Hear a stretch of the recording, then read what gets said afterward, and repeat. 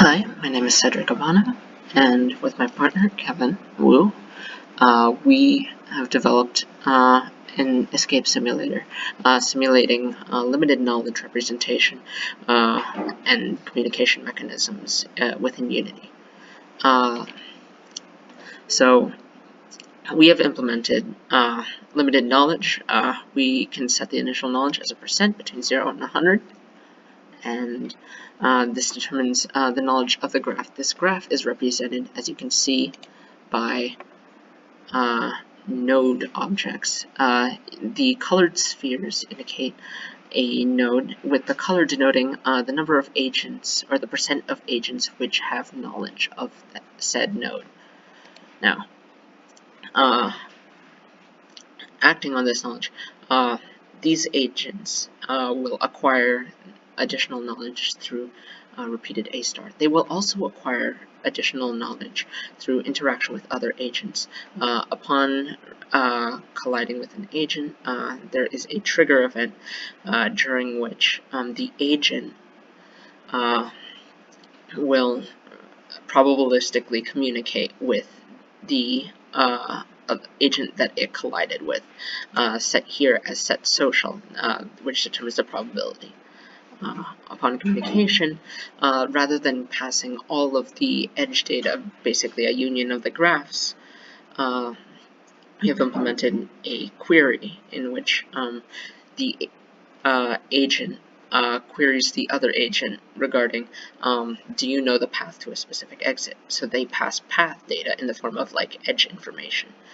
If they don't have the edge information to reach that exit, then they subsequently do not pass anything. We did this to prevent the mass proliferation of knowledge. A prior implementation, we had creating a union of the subgraphs and passing that to both agents. And that resulted in both agents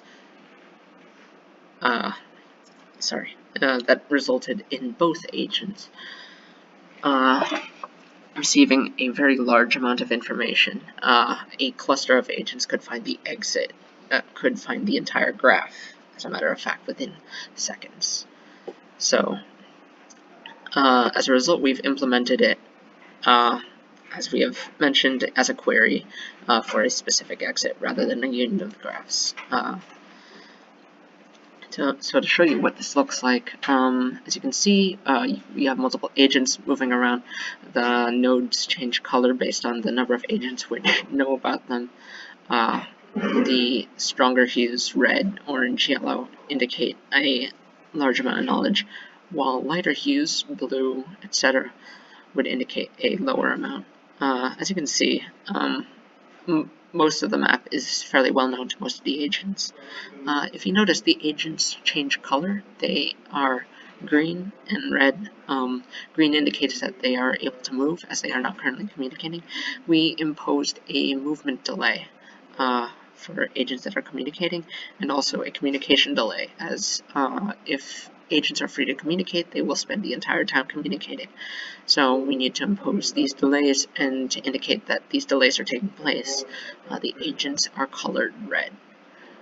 As you can see, most of the agents are finding the exit located near the top right or the bottom left.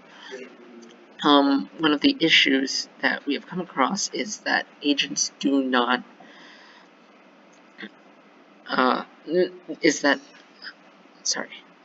that the map complexity is insufficient for more complex information initialization. So currently the map is split in two, and we don't have enough nodes so that information passing would be valuable. As a result, when you look at how agents interact based off their social factor, you find that social factor does not have a positive or negative correlation, for that matter, with distance traveled to exit, expressed as % over average.